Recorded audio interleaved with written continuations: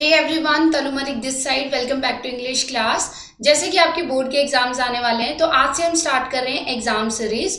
आपकी book flamingo, Vistas, इस सब की रिवीजन एक ही वीडियो में की जाएगी और इसके अलावा grammar, sample paper and value based questions ये भी आपको प्रोवाइड किए जाएंगे। सो कीप वॉचिंग। आज की वीडियो में हम कर रहे हैं फ्लेमिंगो के chapters the rat trap and Indigo. तो सबसे पहले हम इसकी समरी करेंगे और साथ में करेंगे previous years important question. So let's start.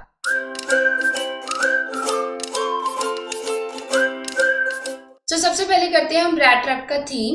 This story shows that human beings are in need of companionship. चाहे हम किसी भी एज में हैं, चाहे हम छोटे बच्चे हैं, एडल्ट हैं या फिर ओल्ड हो चुके हैं, हमें किसी न किसी की कंपनी की जरूरत होती है, तभी हमारा टाइम पास होता है। और अगर कोई इंसान अपनी लाइफ में बिल्कुल अकेला रह जाता है, उसका कोई कंपेनियन नहीं है, उसके कोई फ्रेंड्स नहीं है, तो उसकी लाइफ पर इसका बहुत नेगेटिव इम्पैक्ट पड़ता है। और इस स्टोरी में एक बहुत इंपॉर्टेंट फैक्ट बताया गया है कि जो ह्यूमन बीइंग्स हैं वो मटेरियलिस्टिक चीजों के पीछे भागते रहते हैं और फिर भी वो कभी खुश नहीं रहते और धीरे धीरे अपने रिश्तों को कम करते जा रहे हैं। तो उसे ट्रांसफॉर्म करने का सिर्फ एक ही तरीका है, अंडरस्टैंडिंग एंड लव। किसी भी इंसान को डरा धमका के या पनिशमेंट देके ठीक नहीं किया जा सकता। अगर हम किसी को भी समझने की कोशिश करें और थोड़ा सा भी उसके लिए कंसर्न रखें तो हम किसी की भी जिंदगी बदल सकते हैं। Let's meet the characters of the rat trap. First is the peddler. Peddler एक रैट ट्रैप सेलर है और एक चोर भी है।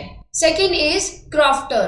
Crofter is a gullible person. Gullible person means जिसे कोई आसानी से बेवकूफ बना सकता है और ये एक लोनली मैन है और छोटे से फार्म में काम करता है। Third is iron master.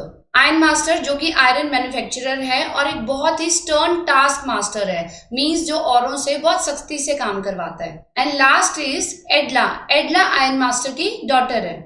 इस कहानी का मेन प्रोटोगोनिस्ट है वो पेडलर, और जो पेडलर है वो एक बेगर भी है और एक छोटा सा चोर भी है, लेकिन वो साथ साथ कुछ काम भी करता है। क्या काम करता है? Selling rat traps. वो पूरा दिन रैट ट्रैप्स को बेचता है, लेकिन इससे उसकी ज्यादा अच्छी इनकम नहीं होती और इतनी छोटी सी इनकम के साथ उसे अपनी जिंदगी बिताना बहुत मुश्किल लग रहा है। जो पेडलर है वो बहुत ही लॉजिकल है, तो वो अपना दिमाग लगाता है कि जैसी मेरी कंडीशन है वैसी ही कंडीशन पूरे वर्ल्ड की है।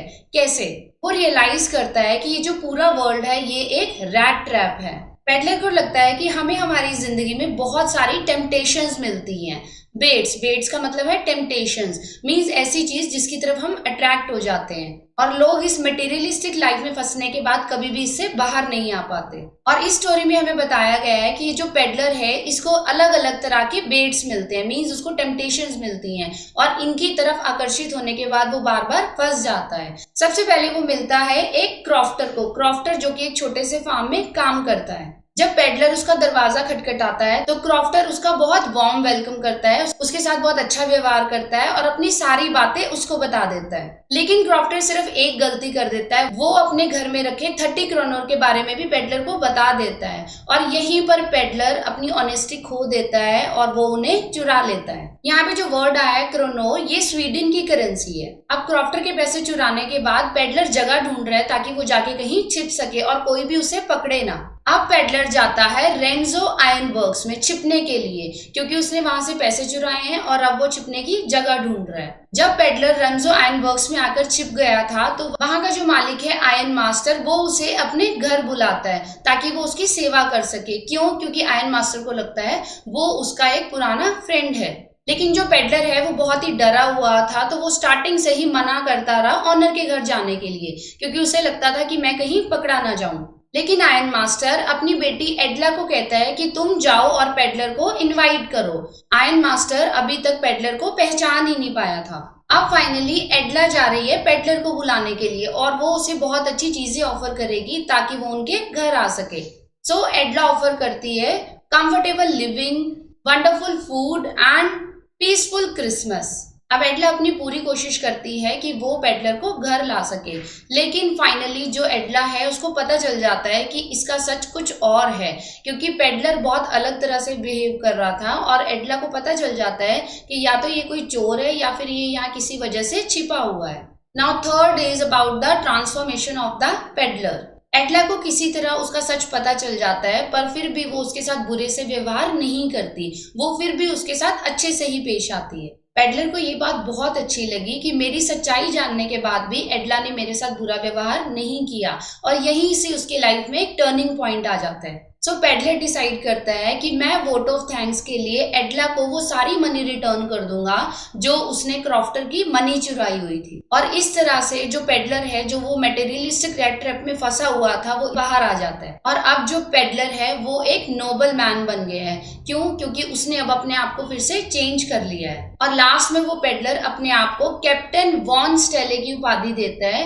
क्यों? क्योंकि उसको एक कैप्टन की तरह ही ट्रीट किया गया था। सो इस तरह से जो स्टोरी का एंड है उसमें दिखाया गया है मानवता की जीत, victory of human goodness. Means अगर हम किसी को समझ सकते हैं और थोड़ा सा भी उसको प्यार देते हैं तो हम किसी की भी जिंदगी बदल सकते हैं। और यही इस स्टोरी में हुआ। अगर एडला पेडलर की तरफ थोड़ा सा भी ध्यान ना देती तो आज भी पेडलर एक चोर ही होता। So we are done with the summary. अब हम करेंगे कैरेक्टर स्केच। इस स्टोरी में 4 मेन कैरेक्टर्स हैं, तो हम सभी को थोड़ा सा ब्रीफ में उनके कैरेक्टर स्केच कर लेंगे और उनकी मेन कैरेक्टरिस्टिक्स। किसी भी कैरेक्टर स्केच वाले क्वेश्चन को लिखने के लिए सबसे इंपॉर्टेंट होता है कि आपके पास उस कैरेक्टर की मेन कैरेक्टरिस्टिक्स हैं, तो उसके लिए हमने यहाँ पर मेन वर्ड्स नोट कर लिए हैं। तो स्टार्ट करते हैं। First main character is the peddler. So जो पेडलर है वो इस कहानी का मेन किरदार है और सेंट्रल कैरेक्टर है, और इसका कोई भी नेम नहीं है पूरी कहानी में। And he lives as a tramp. Tramps are homeless person जिनका कोई भी एक पक्का रेजिडेंट नहीं होता है, वो पूरा दिन इधर उधर घूमते रहते हैं। तो जो पेडलर है वो पूरा दिन गलियों में घूमता रहता था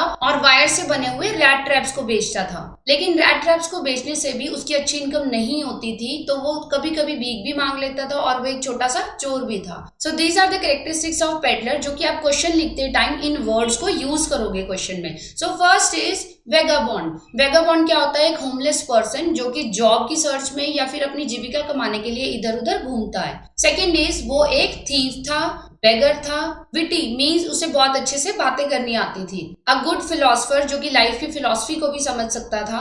प्रेगमेटिस्ट। प्रेगमेटिस्ट मीन्स लॉजिकल, वो बहुत लॉजिकली सोच सकता था कि जैसे मेरी हालत है वैसे ही एक वर्ल्ड भी रैट ट्रैप है। And last is humorous, who is good in humour. Next character is Edla Willmansson, जो कि आयरन मास्टर की डॉटर है। She is described as not at all pretty. वो दिखने में बहुत सुंदर नहीं थी, but she is the most kind character in this story. She convinces the peddler to come to her house. वो एडला ही थी जिसने पेडलर को कन्विंस किया कि वो उनके घर पर आए, लेकिन बाद में जब आयरन मास्टर ने मना कर दिया था कि वो उनको नहीं बुलाएंगे, तो उसने अपने फादर को भी कन्विंस किया कि अब जब उन्होंने कह ही दिया है पेडलर को, तो वो उसे क्रिसमस ईव पर बुलाएं और उसकी खातिरदारी करें। So Edla is the positive figure in the story. वो एडला ही थी जिसके कंपैशन और जेनरोसिटी की वजह से जो पेडलर है उसमें इतनी बड़ी transformation I.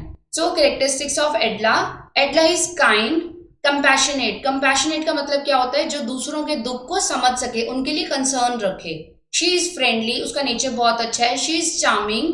She is modest. Modest means उसे अपनी एबिलिटीज पर जरा भी प्राउड नहीं था। She is shy. Persuasive. Persuasive means किसी को किसी चीज के लिए कन्विंस करना। उसने पेडलर को भी कन्विंस किया था और अपने फादर को भी। सेंसिटिव। अंडरस्टैंडिंग। एडला को पता चल गया था कि जो पेडलर है वो एक थीफ है, फिर भी उसने उसकी प्रॉब्लम को समझा, उसकी कंडीशन को समझा और फिर भी उसको घर बुलाया। Hospitable, honest and innocent. Hospitable means जो गेस्ट या फ्रेंड्स के लिए फ्रेंडली और वेलकमिंग होता है। Third is iron master. Iron master Edla के फादर हैं और रमजो आयरन वर्क्स के ऑनर भी हैं। ये एक बहुत एफिशिएंट आयरन मास्टर हैं। ये डेली अपनी वर्कशॉप में जाते थे और वहां per day and night check रखते थे कि सारा काम अच्छे से हो रहा है या नहीं, और जो प्रोडक्ट है उनकी क्वालिटी कैसी है। जब आयरन मास्टर यंग थे तो वो मिलिट्री में थे, इसीलिए उनसे गलती हो गई और उन्होंने पेडलर को अपना ओल्ड रेजिमेंटल कॉमरेड फ्रेंड समझ लिया। आयरन मास्टर को लगा कि जो पेडलर है वो उनका ओल्ड फ्रेंड कैप्टन है। Now the characteristics of the iron master. Iron master is greedy and cautious. वो अपने वर्कर से वर्कशॉप में बहुत ज्यादा काम करवाता था और हर छोटी से छोटी चीज का ध्यान रखता था। आयरन मास्टर भी हॉस्पिटेबल था, क्योंकि जब उसको लगा कि जो पेडलर है वो उसका पुराना फ्रेंड है, तो उसने उसको अपने घर बुलाया था। Suspicious and unkind. जैसे ही आयरन मास्टर को पता चल गया था कि जो पेडलर है वो एक चोर है, तो उसने उसी टाइम कोशिश की कि वो पुलिस को बुलाए और उसको उसके हवाले कर दे। And iron master is also a harsh task master. Means उसके वर्कशॉप में जितने भी लोग काम करते थे वो उनके साथ बहुत सख्ती से बरताता था। So these are the words आप अपने क्वेश्चंस में जरूर यूज करें। Last is the character sketch of the crofter. Crofter एक ओल्ड मैन था जो कि एक छोटे से फार्म में काम करता था और उसने पेडलर को अपने यहाँ रुकने की रात को जगह दी थी। क्रॉफ्टर वहाँ अकेला रहता था, तो जब पेडलर वहाँ रुकने के लिए आया तो उसे देखकर बहुत खुश हो गया कि मुझे भी कंपनी मिल जाएगी, और उसने पेडलर को बहुत अच्छा फूड दिया, टोबैको दिया और उसके साथ बहुत अच्छी बातें की। क्रॉफ्टर बहुत ही अच्छा और खुले दिल का आदमी था, लेकिन उसने एक गलती कर दी। उसने पेडलर को अपने पैसों के बारे में बता दिया जो कि थे टोटल 30 क्रोनोर्स, और जैसे ही पेडलर को इसके बारे में पता उसने वहां पर चोरी कर ली और जल्दी से वहां से भाग गया। So what are the characteristics of the crofter? Crofter एक लोनली मैन था, वो अकेला रहता था, but he lives very happily. उसका बहुत अच्छा फ्रेंडली नेचर था, इसीलिए उसने पेडलर को वहां रुकने की जगह दे दी।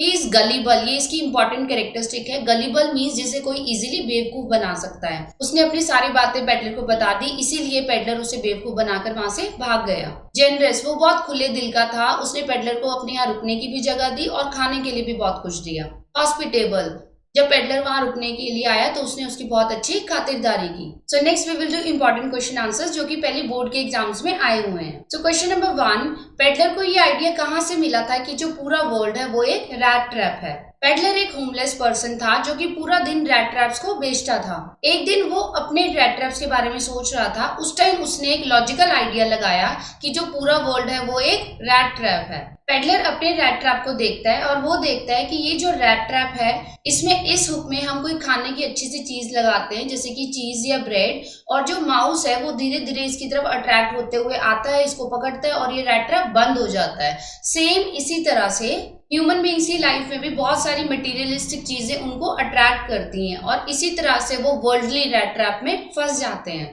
और एक बार ह्यूमन बीइंग्स इस रैट ट्रैप में फंस जाते हैं, वो बंद हो जाते हैं, तो वो कभी भी इस मटेरियलिस्टिक रैट ट्रैप से नहीं निकल पाते। क्वेश्चन नंबर 2, जब पेडलर क्रॉफ्टर की कॉटेज पे गया था तो क्या उसने सोचा था कि क्रॉफ्टर उसके साथ इतना अच्छा व्यवहार करेगा? ये क्वेश्चन आया था दिल्ली एग्जाम 2011 में। So the answer is no, peddler ने ऐसा बिल्कुल भी एक्सपेक्ट नहीं किया था कि ये उसके साथ इतना अच्छा व्यवहार करेगा।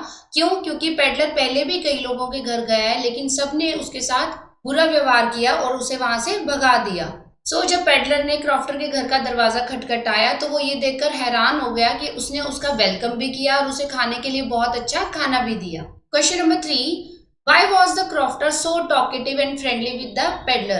पेडलर एक अजनबी था, फिर भी क्रॉफ्टर उसके साथ कैसे इतना फ्रेंडली था और कैसे उसके साथ इतनी सारी बातें कर ली? क्रॉफ्टर इतना फ्रेंडली इसलिए था क्योंकि वो वहां पर अकेला रहता था और उसके पास उसकी वाइफ और चिल्ड्रन नहीं थे। जैसे ही पेडलर वहां पर आया, क्रॉफ्टर इसको देखकर बहुत खुश हो गया कि आज मैं किसी के साथ बात कर सकता हूँ और अपनी फीलिंग्स को शेयर कर सकता हूँ। उसने पेडलर का वेलकम किया और उसको बहुत अच्छा खाना भी दिया, उसके साथ बहुत सारी बातें की भी और उसके साथ कार्ड्स भी खेले। Next is question number 4, this is also very important. Crofter की मनी चुराने के बाद पेडलर को ऐसा क्यों लगा कि खुद वो अपने ही जाल में फंस गया है? द आंसर इज, क्रॉफ्टर की मनी चुराने के बाद पेडलर जंगल की तरफ चला जाता है और उसमें इतनी हिम्मत नहीं थी कि वो पब्लिक हाईवे पे जा सके। क्यों? क्योंकि उसे लग रहा था कि कहीं उसे कोई पहचान ना ले और वो पकड़ा ना जाए। और जिस फॉरेस्ट में पेडलर चला गया था वो एक बहुत ही बड़ा और कंफ्यूजिंग फॉरेस्ट था।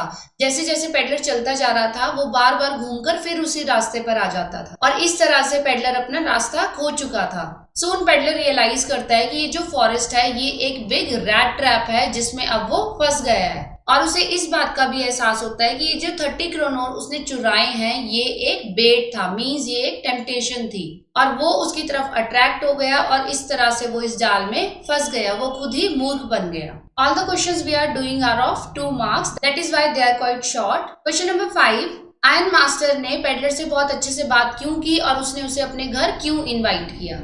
आयरन मास्टर जो कि रमजो आयरनवर्क्स का मालिक था, उसने पेडलर के साथ बहुत अच्छे से बात की और उसे अपने घर बुलाया क्योंकि उसे लगा कि ये जो पेडलर है ये इसका ओल्ड रेजिमेंटल फ्रेंड है निल्स ऑलोफ। और ये इंसिडेंट तब हुआ जब आयरन मास्टर मिल में इंस्पेक्शन के लिए गया था और उसने नोटिस किया कि पेडलर वहां गंदे से कपड़ों में फर्नेस के पास बैठा हुआ है। मिल में जो लाइट है वो बहुत ज्यादा डिम थी और दूसरा जो पेडलर है उसने बहुत गंदे कपड़े पहने हुए थे, तो आयरन मास्टर उसको पहचान ही नहीं पाया और उसे लगा ये इसका एक फॉर्मर कलीग है। Next is question number 6, very important, ये सीबीएसई 2009 के पेपर में आया था।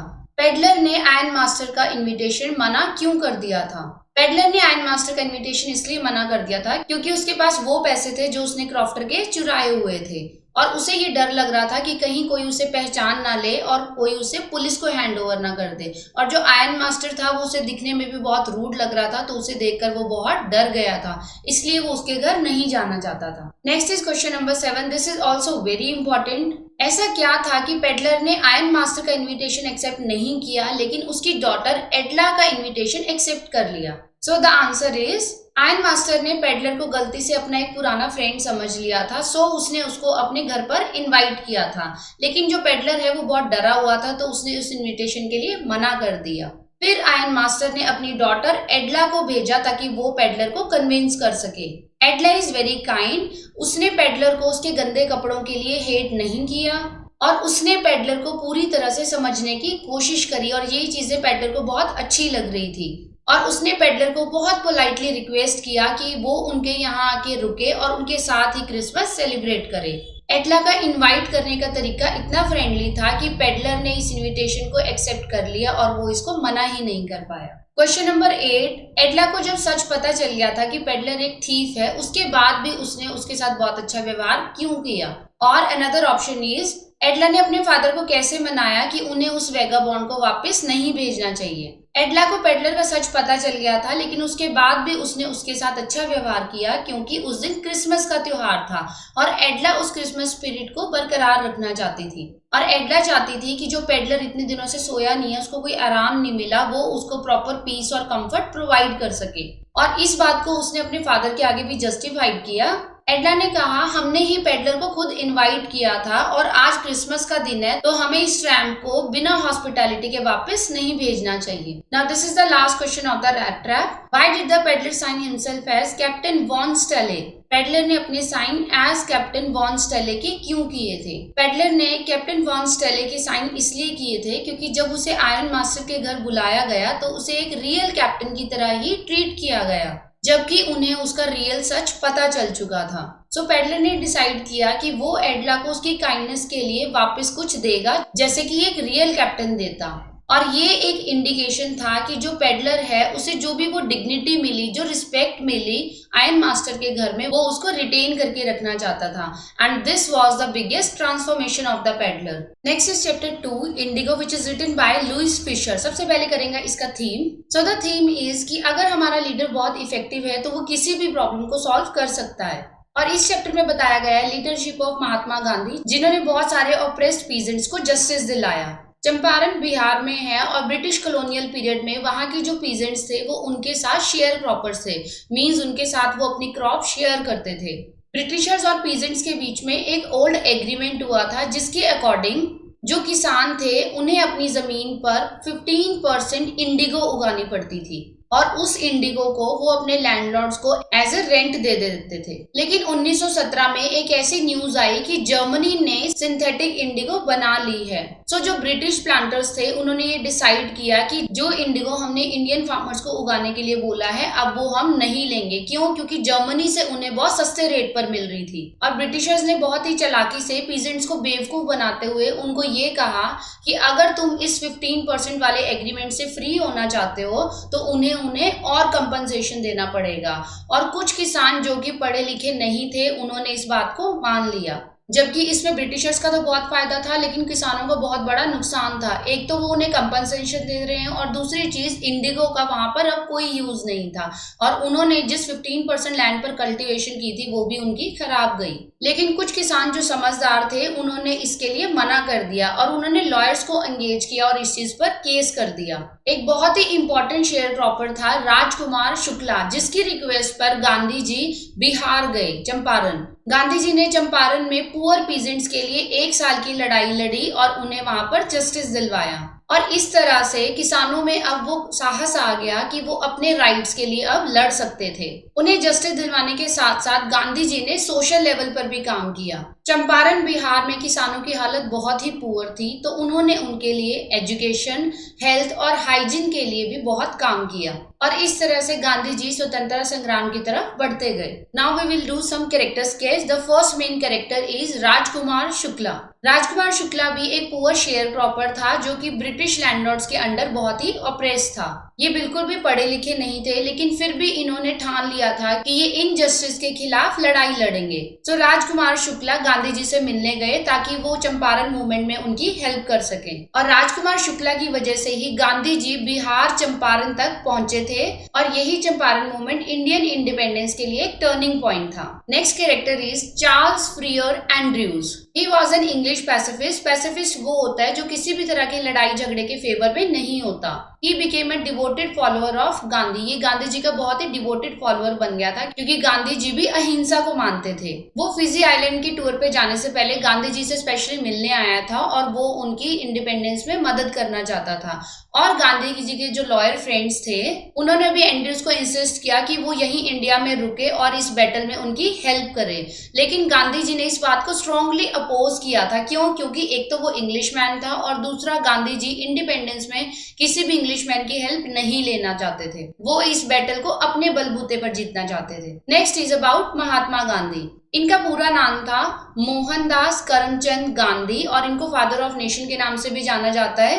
ही was highly intelligent and perceptive man. Gandhi ji बहुत ही इंटेलिजेंट थे और बहुत अच्छी परसेप्शन थी उनकी। उनके फंडामेंटल प्रिंसिपल्स थे non violence and self reliance. Non violence means किसी तरह का भी झगड़ा ना किया जाए, और सेल्फ रिलायंस मीन्स अपने ऊपर ही निर्भर रहना। और उन्होंने पूरी इंडियन इंडिपेंडेंस की लड़ाई इन्हीं 2 प्रिंसिपल्स के बेस पर लड़ी थी। इसके अलावा भी अगर आपको कोई नॉलेज है तो वो भी आप इनके कैरेक्टर में ऐड कर सकते हैं। So this is all about characters. Now we will do some important questions which came in the previous year question papers. Question number 1, this is very important. ये कंपार्टमेंट के पेपर 2015 में भी आया था, और ये ऑल इंडिया 2015 में भी आया था। Why is Rajkumar Shukla described as being resolute? Resolute का मतलब होता है स्ट्रांगली डिटर्मिन्ड। राजकुमार शुक्ला को एक स्ट्रांगली डिटर्मिन्ड मैन क्यों कहा गया है? So the answer is Rajkumar Shukla is described as being resolute. उन्हें स्ट्रांगली डिटर्मिन्ड इसलिए कहा गया है क्योंकि गांधी जी जहां भी गए वो उनके साथ साथ जाते रहे। कब तक? जब तक गांधी जी ने एग्री नहीं कर लिया कि वो चंपारण बिहार उनके साथ चलेंगे। राजकुमार शुक्ला इस बात पर अड़ गए थे कि वो गांधी जी को चंपारण लेके ही जाएंगे, क्योंकि वहां शेयर क्रॉपर्स को बहुत ज्यादा ऑप्रेस किया जा रहा था। और इस तरह से जब तक गांधी जी को टाइम नहीं लगा, वो गांधी जी के साथ साथ उनके साथ जाते रहे, और उन्होंने आखिर में उन्हें इम्प्रेस कर ही लिया। So at the end, Gandhi ji agreed to go on Champaran. Question number 2 again very important. ये CBSE 2015 में भी आया है। जब गांधी जी राजकुमार शुक्ला के साथ राजेंद्र प्रसाद हाउस गए तो उनके साथ कैसा व्यवहार किया गया? गांधी जी राजकुमार शुक्ला, जो कि खुद एक किसान था, उसके साथ राजेंद्र प्रसाद हाउस गए थे। He was dressed very simply. Gandhi ji हमेशा सादे कपड़े पहनते थे, तो जो वहां के सर्वेंट्स थे उन्हें लगा कि गांधी जी भी एक किसान है, और उनके साथ मिसबिहेव किया गया, जैसे कि एक अनुसूचित जाति के लोग के साथ किया जाता था उस टाइम। और जब गांधी जी को प्यास लगी तो वहां पर जो कुआं बना हुआ था उसमें से उनको पानी नहीं पीने दिया गया, और इसी तरह का बर्ताव उस टाइम अनुसूचित जाति के लोगों के साथ किया जाता था। क्वेश्चन नंबर 3 ये फिर से CBSE 2015 में आया था। So the question is, British landlords और इंडियन पीजेंट्स के बीच में इंडिगो को लेके क्या कॉन्ट्रैक्ट था? So the agreement is, जो इंडियन पीजेंट्स थे उन्हें अपनी पूरी लैंड के 15% पार्ट पर इंडिगो प्लांटेशन करनी पड़ती थी, और जब वो पूरी उग जाती थी तो उसे वो as a rent British landlords को दे देते थे। जैसे ही जर्मनी ने सिंथेटिक इंडिगो को डेवलप कर लिया तो ब्रिटिश प्लांटर्स ने इंडिगो क्रॉप को लेने से मना कर दिया, और उन्होंने इंडियन पीजेंट्स को फोर्स किया कि इसके बदले में वो उन्हें कंपनसेशन दे, ताकि वो उन्हें इस कॉन्ट्रैक्ट से रिलीज कर सके। So this was the contract. Question number 4 again this is very important question. It came in CBSE 2019। Champaran के लोगों को जस्टिस दिलाने के अलावा गांधी जी ने वहां सोशल और कल्चरल अपलिफ्टमेंट के लिए क्या क्या काम किया? So the answer is, Gandhi ji open primary schools in 6 villages. उन्होंने 6 विलेजेस में प्राइमरी स्कूल्स को खोला, जिससे एजुकेशन को बढ़ावा मिला। और जो उनकी वाइफ थी कस्तूरबा, उसने पर्सनल क्लीनलीनेस और कम्युनिटी सैनिटेशन पर बहुत जोर दिया, क्योंकि जो बिहार की कंडीशंस है वो बहुत ही अनहाइजीनिक थी। Gandhi ji got a doctor. Gandhi ji ने एक डॉक्टर को भी अपॉइंट किया जो कि वॉलंटरीली 6 मंथ्स के लिए अपनी सर्विसेज देगा। So in this way, Gandhi ji arranged for education, health and hygiene for the poor peasant families of Champaran. Question number 5 again ये CBSE 2019 में आया था। गांधी जी ने CF एंड्रयूज की हेल्प क्यों नहीं ली चंपारण मूवमेंट में? So the answer is, CF Andrews एक इंग्लिश पैसिफिस्ट था, और वो गांधी जी का एक बहुत बड़ा डिवोटेड फॉलोअर भी था। लेकिन गांधी जी अपनी असूलों के बहुत पक्के थे। वो ये चंपारण मूवमेंट अपने बलबूते पर जीतना चाहते थे, on the basis of truth and justice, और वो किसी भी इंग्लिश मैन की हेल्प नहीं लेना चाहते थे। तो उन्होंने इस आइडिया को टोटली अपोज कर दिया कि वो किसी भी इंग्लिश मैन की हेल्प नहीं लेंगे। क्वेश्चन नंबर 6, इट केम इन दिल्ली 2009। गांधी जी ने सेटलमेंट के टाइम 25% रिफंड को क्यों एक्सेप्ट कर लिया था? जब लैंडलॉर्ड्स ने इस बात को मान लिया था कि वो रिफंड सिर्फ 25% करेंगे, इस तरह से वो लड़ाई को बढ़ावा देना चाहते थे। लेकिन सभी लोग इस बात को जानकर सरप्राइज हो गए कि गांधी जी ने इस ऑफर को एक्सेप्ट कर लिया, इसको रिजेक्ट नहीं किया। लेकिन गांधी जी की सोच इसके पीछे कुछ और ही थी। गांधी जी ने कहा कि ये 25% रिफंड हमारे लिए इतना इम्पोर्टेंट नहीं है। हमारे लिए क्या इम्पोर्टेंट है कि ये जो ब्रिटिश लैंडलॉर्ड्स हैं, एटलीस्ट इन्होंने इस बात को माना और सरेंडर किया कि हम 25% रिफंड कर देंगे। और इस तरह से ब्रिटिश लैंडलॉर्ड्स का सम्मान कम हुआ और जो इंडियन पीजेंट्स थे, कहीं ना कहीं उनकी थोड़ी बहुत जीत हुई थी। So this is the last question of indigo. Gandhi ji ने चंपारण मूवमेंट को अपनी लाइफ में टर्निंग पॉइंट क्यों बताया था? It came in all India 2011। Gandhi ji ने चंपारण मूवमेंट को अपनी लाइफ में टर्निंग पॉइंट इसलिए बताया था क्योंकि ये first successful civil disobedience movement थी, जिसमें लोगों ने ब्रिटिशर्स का बहिष्कार किया, उनके खिलाफ विरोध किया। चंपारण के पुअर पीजेंट्स को जस्टिस दिलाने का ये एक बहुत छोटा सा कदम था, लेकिन इस मूवमेंट का इंडियंस पर बहुत बड़ा प्रभाव पड़ा था। ब्रिटिशर्स का जो डर इंडियंस में था, वो कहीं ना कहीं खत्म होता जा रहा था। So it was considered a turning point. So this was the end of all the questions. जितने भी क्वेश्चंस हमने इस वीडियो में किए हैं, ये हैं शॉर्ट क्वेश्चंस। इसके अलावा जो वैल्यू बेस्ड क्वेश्चंस हैं या जो लॉन्ग क्वेश्चंस हैं, वो हम अलग वीडियो में करेंगे। So thank you for watching. इसी तरह की और बहुत सारी रिवीजन वाली वीडियोस अभी आपको मिलने वाली हैं। So keep watching and subscribe the channel. Thank you, bye bye.